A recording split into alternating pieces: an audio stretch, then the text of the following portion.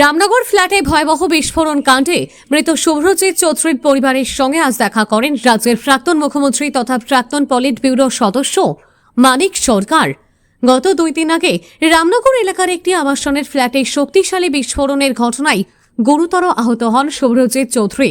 তাকে উদ্ধার করে জিবি হাসপাতালে ভর্তি করা হলেও চিকিৎসাধীন অবস্থায় গতকাল তার মৃত্যু হয়।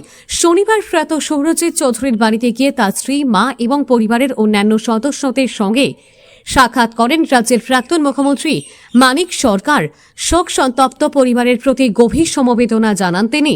এই সময় তার সঙ্গে ছিলেন সিপিআইএমের একাধিক নেতা, তারাও পরিবারের সদস্যদের প্রতি সমবেদনা জানান।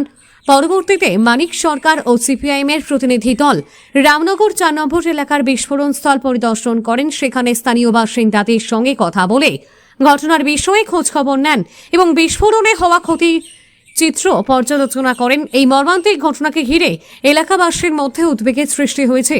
ইতিমধ্যেই বিস্ফোরণের প্রকৃত কারণ উদ্ঘাটনে তদন্ত শুরু করেছে প্রশাসন। ব্যুরো রিপোর্ট, ইস ভারত লাইভ 24।